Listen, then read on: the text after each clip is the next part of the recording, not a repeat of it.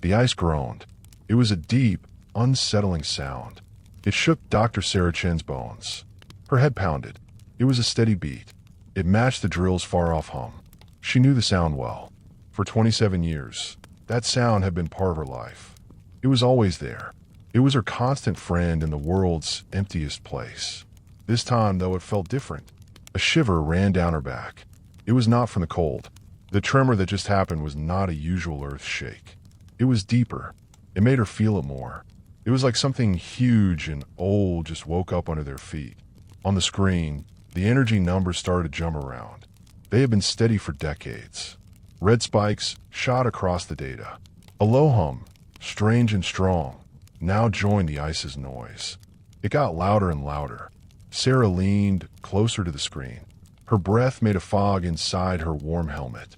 The object, hidden for 27 years, was not just hidden anymore. It was moving. The red lines on the main computer screen in the operations tent jumped more and more. Each jump made Sarah more worried. Outside the strong fabric walls, the whiteout was fierce. It was a swirling mix of fine, sharp snow. Dr. Ben Carter took off his heavy safety glasses. He was the main rock expert. He doubted everything. His forehead was wrinkled. "Sarah, these numbers are way too high. We are seeing energy that we have never seen before. It is not in our rock models. It is impossible," he said. His voice was a low rumble. He tapped a finger against a glowing picture. It showed the deep ice layers. The sample we took last week showed the ice was the same all the way through. Nothing told us there was such a big, empty space. Or a power source there. Sarah nodded. She stared at the screen. The object was called Anomaly 07.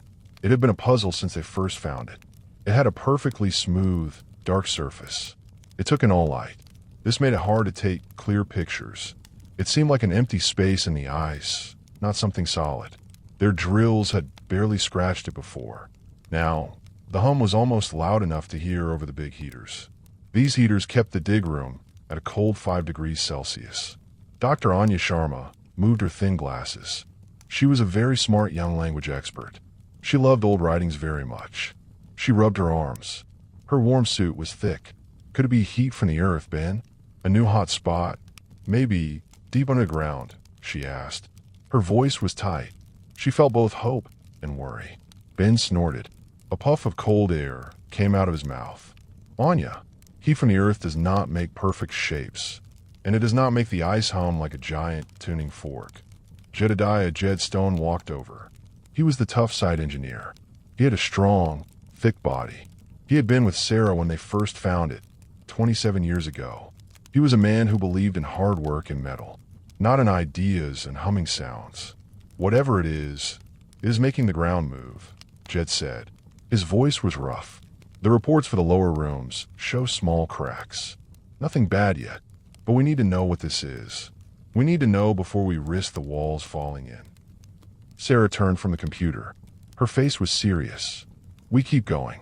Ben, send a small sensing plane into the main dig hole.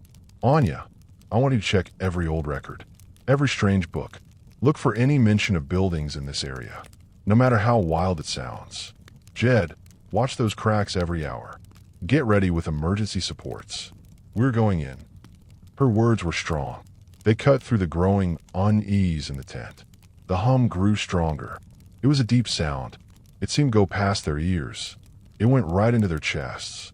Sarah felt a strange pull, a very strong interest. It was almost like a strong need to know. She remembered that day, 27 years ago. She was a young researcher, full of wonder, part of the first exploration team. They had found the strange object. It was just a small outline, barely seen, under hundreds of meters of ice. It had been the discovery of a lifetime, but it had shown them nothing. Until now. The next few days felt like one long, hard stretch. It was all drilling, watching, and stranger things happening. Ben's sensing plane had special radar. It sent back pictures that made no sense. The strange object was not just one thing. It was a building, huge and complex. It went for miles under the ice. The pictures showed very smooth hallways. They met at perfect angles. They formed pattern. It seemed both alien and oddly known. It was like a giant, super complex circuit board. It was built into the planet. It is a network, Sarah, Ben said softly. He pointed to the glowing map. It goes on forever. And look at this. He zoomed in on one part. The stuff it is made of, it is taking in our radar waves. Not bouncing them back. Taking them in. How can that even be? Anya had been looking at old maps and forgotten star charts. She looked up. Her eyes were wide. I found something. An old story from the Inuit people. People said it was just a made-up tale.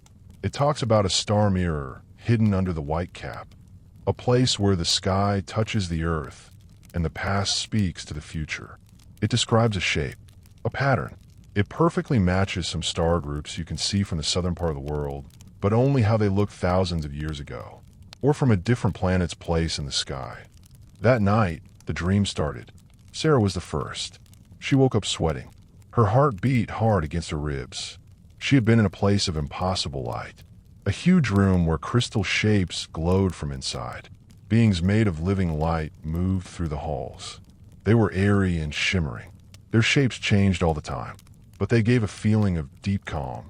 They looked at her, not with wonder, but with a look that seemed to know her, to recognize her, as if she was a friend long gone. The feeling was too much. It was a mix of wonder and a deep, strange sense of knowing. She tried to tell herself it was just a dream from stress, from the hard work, and the strange things they found. But at breakfast, Ben looked pale. His eyes, usually full of doubt, were wide. He was amazed. "You will not believe what I dreamt," he started. Then he stopped. He looked at Sarah. They both knew without words. Anya and Jed also said they had bad sleep. They saw bits of strange places, of light, of a huge, quiet presence. The dreams got stronger in the next few days. They were not just for one person. They were shared. Each night, as they fell asleep, the team found themselves in the same crystal halls. They walked beside the beings of living light. These beings talked, not with words, but with a pure, strong feeling. It went right into their minds.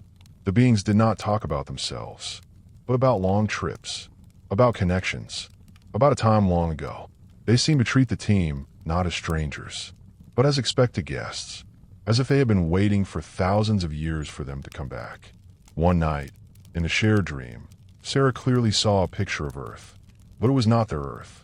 It was bathed in a different light. Its land parts were slightly changed. Its air shimmered with a power they did not know.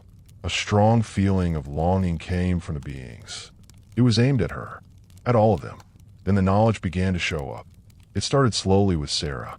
During a hard talk about the network's special qualities, a string of complex math problems came into her mind. They were unlike any she had learned.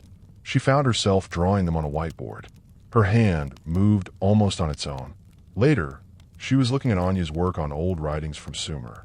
Anya had spent years learning this language. Sarah suddenly said a phrase. It was perfect, in sound and rhythm. Anya had never seen it. "What was that, Sarah?" Anya asked. Her voice was sharp with surprise. Sarah herself was shocked. I do not know. It just came to me. It was a greeting, she realized.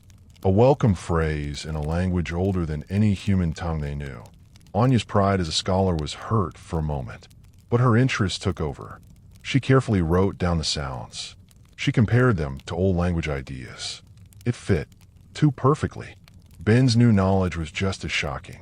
He started drawing, not rocks, but detailed plans for buildings, for cities that were on planets with very strong gravity, planets where one side always faced the sun, the other side was always in darkness.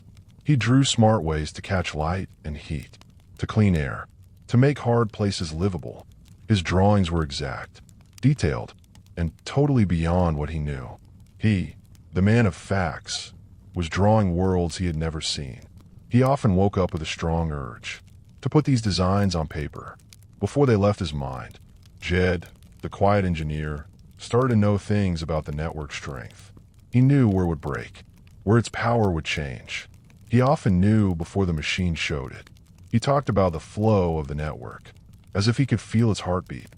Anya, at first against it, then very interested, found she could understand the very hard shapes that showed up in the shared dreams. She turned them into ideas about time, space, and thoughts. She became the dream reader, Her mind was now a path for facts. Facts that went past all her formal training. The shared dreams got stronger. They felt almost more real than their waking lives. They walked through endless, shimmering hallways. The beings of light were always there. Their quiet talking was a constant stream of facts. They showed the team pictures of huge star systems, of people who had lived and died over millions of years. They showed them the network, not as a still building, but as a living, throbbing thing, a cosmic record where facts and thoughts were stored, shared, and traveled through. The beings' quiet messages showed a deep purpose, a mission that was bigger than single lives, bigger than single types of life. They were not alien, Sarah realized. It hit her deep inside. They were known, terribly, wonderfully known. In one very clear dream, Sarah found herself standing on a high edge. She looked down into a swirling light. Next to her, a being of light became solid. It took on a more human-like shape, but was still airy. Its true self felt like her own, but bigger, more refined. A thought, clear as a bell, entered her mind. We have been waiting. You have found the meeting point. The meaning went through every part of her body. The beings were not aliens. They were future versions of humans. This network, this cosmic record, was something left behind, a way for humans to get past the limits of one timeline, one reality. The patterns on the network matched not only old star groups, but also the complex nerve paths in the human brain. Seen on a cosmic scale, this was not a travel network in the usual way. It was a bridge for thoughts, for facts, for life itself. The hum from the network was constant now, a deep, wide shaking. It was almost a part of their daily life. It shook the base. It shook the machines. It shook their very bodies. The dig site was not just waking up the network. It was sending out their place across other dimensions. One very cold afternoon, Ben was checking a new part of a hallway. A shimmering blur appeared in the air, right in front of a newly found opening. It was like heat waves over a desert road, but stronger. It shook with an unnatural power. Out of the blur, a person slowly appeared. It was another Ben Carter, but this Ben was older. His face had more lines. His eyes looked very tired. He wore the same warm suit, but it was torn and dirty. His left arm had a rough metal brace. He looked at their Ben. His eyes grew wide. He knew him. Then they quickly narrowed. "Do not go through," the other Ben said in a rough voice. His gaze quickly went between their Ben and the opening. "It is a trap. It will fall apart. We lost everything." Before anyone could react, before their Ben could even say a sound, the shimmering got stronger around the other Ben, and he was gone, pulled back into the shaking air, leaving only a smell like ozone and burnt metal. Anya screamed, a short, sharp sound of pure fear. Jed swore. Many bad words echoed in the small space. Ben stood still. His face was pale. His hand reached out to the spot where his other self had stood. Sarah felt a cold fear grab her heart. The warnings had started. The network was not just a kind record keeper. It was a meeting point, a place where many realities came together. And some of those realities were clearly very bad. The showing up of other versions of the dig team happened more often. Each time was short, often not complete, like a bad hologram. They flashed in and out of sight.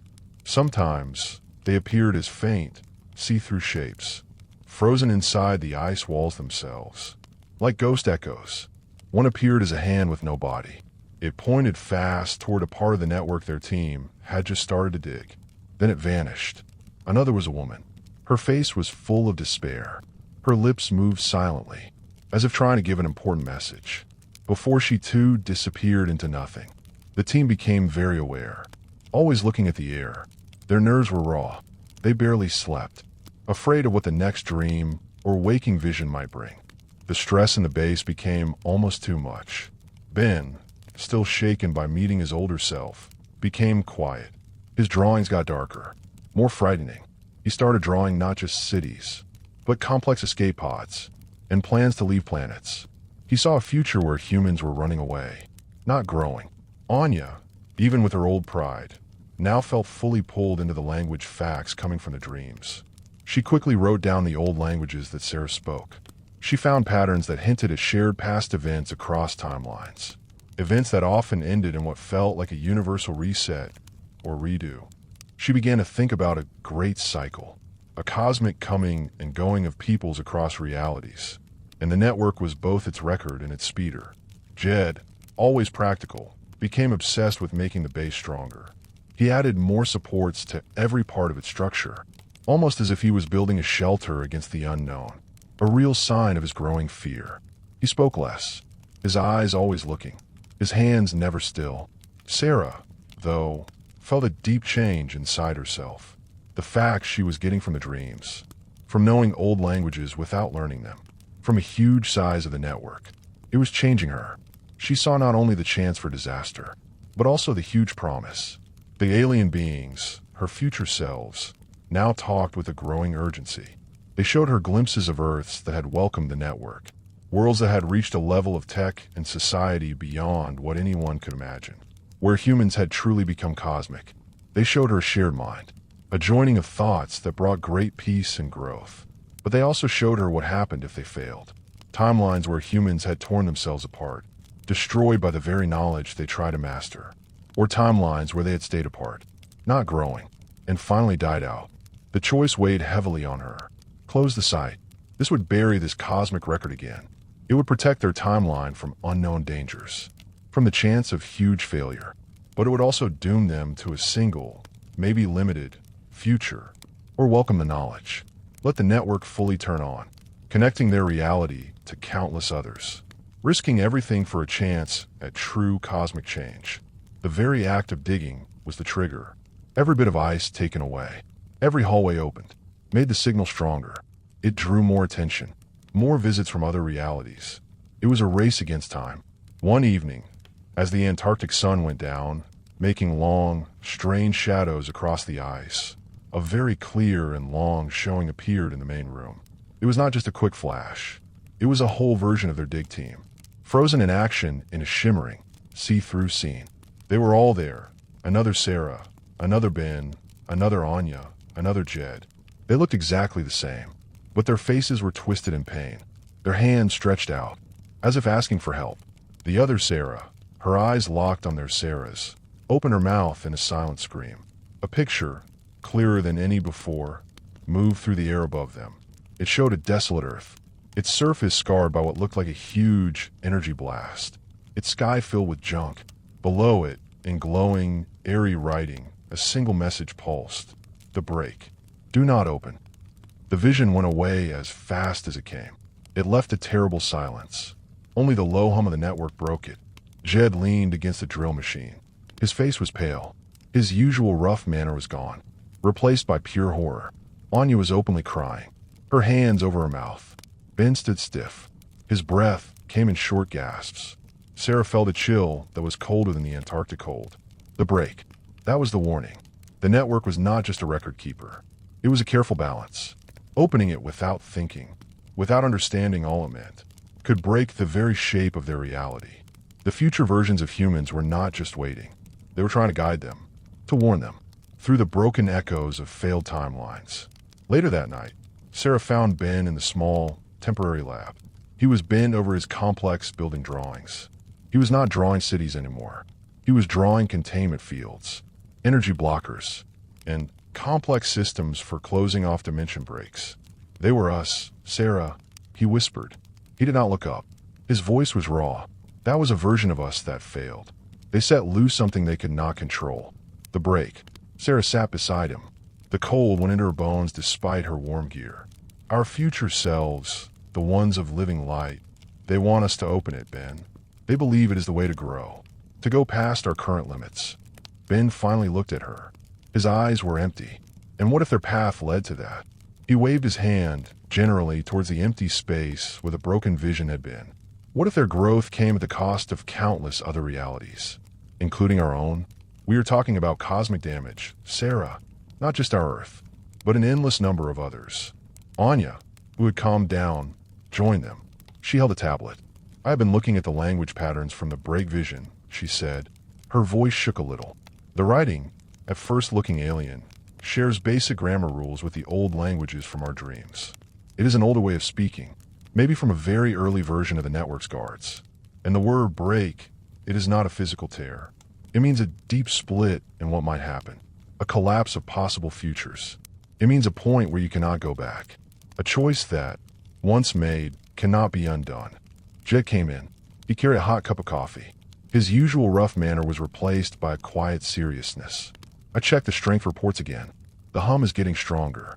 The cracks are growing, not just near the main dig site, but deeper, across the whole base. It is like the whole continent is shaking.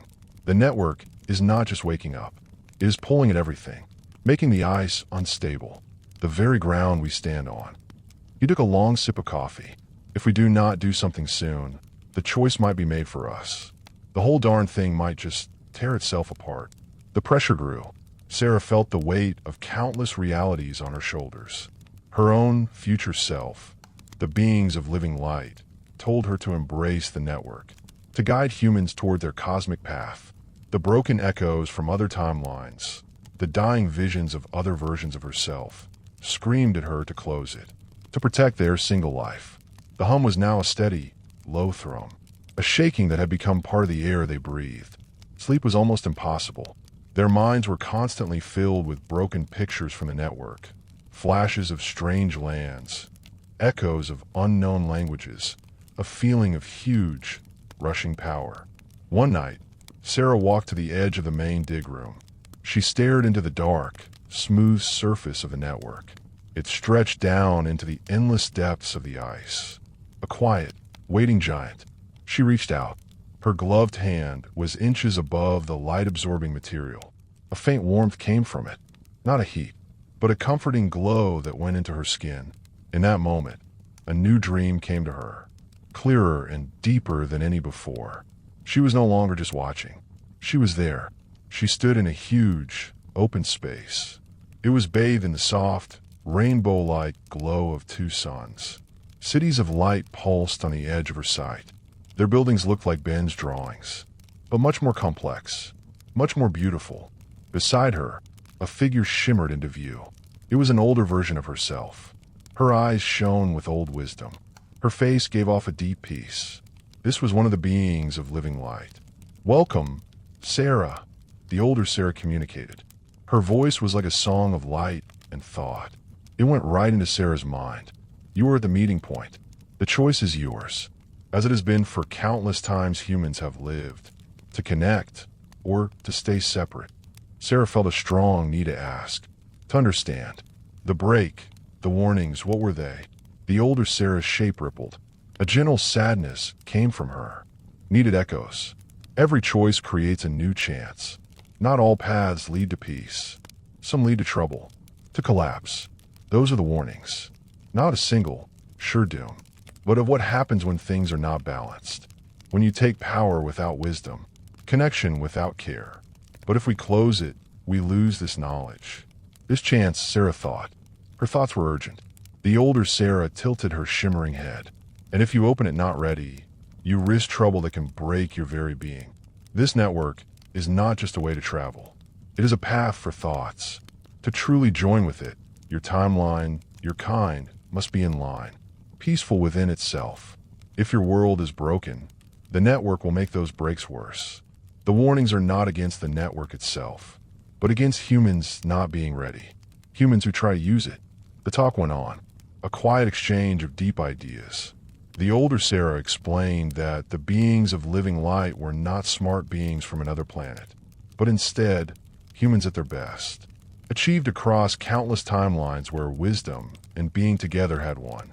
They were the shared thoughts of humans who had grown, guides, not bosses, waiting for their younger selves to catch up, to join the big cosmic picture.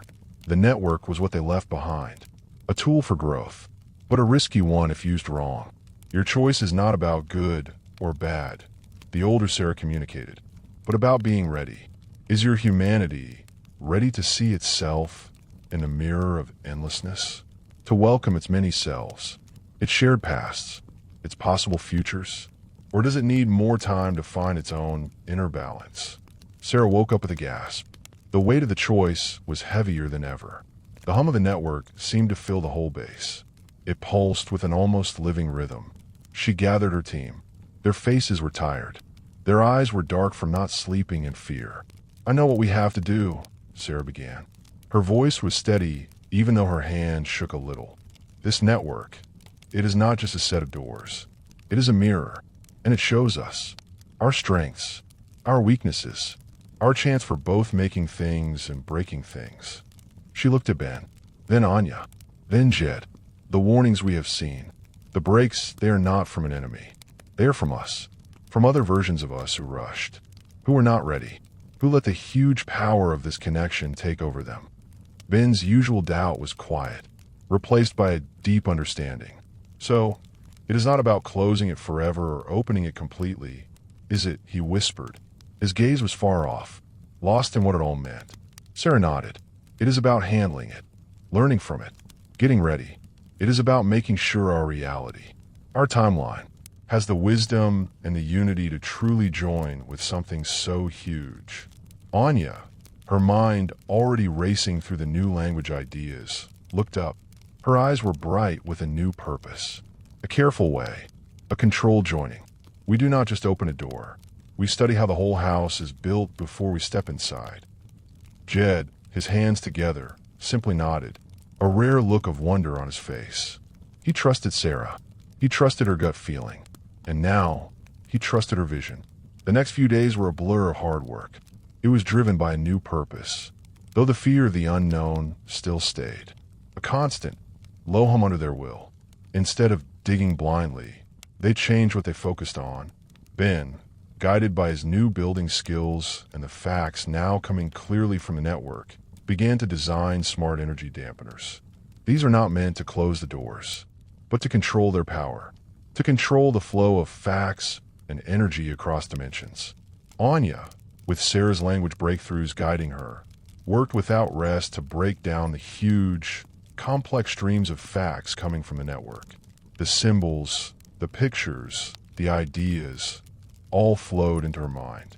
No longer broken bits, but clear, huge libraries of facts from countless realities. She found that the network was indeed a record keeper, but also a living, thinking being. It reacted to what those who used it intended.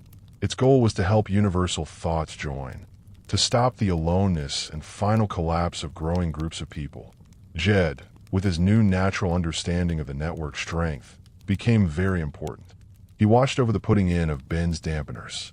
His hands moved with almost a spiritual care, feeling the slight shakes of the network, guiding where each part should go.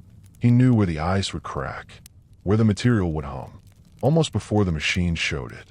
His rough way softened, replaced by a quiet respect for the huge power they were now learning to understand. Not just control. Sarah, the main person, spent hours thinking deeply. She sat at the edge of the central meeting point. The beings of living light, her future selves, appeared to her more often now. Not as far off, airy shapes, but as kind teachers, guiding her through the huge cosmic record. They showed her how to sort the facts, how to tell the true signals from the noise, how to know the peaceful realities from the broken ones.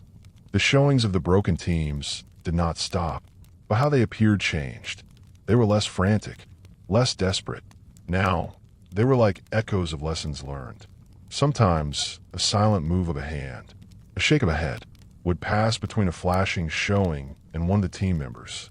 A shared understanding of a past mistake that was avoided. It was as if the network itself was filtering the warnings, allowing them to learn without being overwhelmed. The hum of the network, once a source of worry, now felt less scary, more like a soft song, a comforting shake that spoke of vastness and connection. They understood now that the sending out was not a mean act, but an open invite, a call to join a bigger talk of the universe. The key was to answer with care, with caution and wisdom. Weeks became months. The Antarctic dig site, once a place of lonely research, became a quiet temple of cosmic learning. The small team, joined by their shared amazing experiences, became more than just co-workers. They became pioneers, a new kind of ambassador, not to a foreign planet, but to countless versions of their own kind across the dimensions. Their choice, not to close or to blindly open, but to learn and to get ready, changed their goal. They put in the dampeners. This made a controlled way to get to the network. They set up rules for getting facts, making sure that only knowledge that could be safely and rightly used in their society would be processed. Sarah knew this was only the start. The network was a doorway, but also a duty. Humans were not yet ready for the full rush of endless realities. But they had taken the first step. They had chosen wisdom over quick satisfaction, understanding over fear. The hum of the network continued, a quiet promise of chances beyond telling. And deep in the Antarctic ice, humans had found not just an object, but a mirror. It showed their own endless, scary, and finally hopeful future. They were no longer just diggers. They were protectors of the cosmos, humble guards of a door to endlessness, patiently getting their world ready for a future beyond what they could imagine. A future where alien was just another word for self. The sharp wind outside the base howled, but inside, a new time of understanding had begun, quiet and deep, a soft shake that promised to echo through the very shape of their reality. And beyond,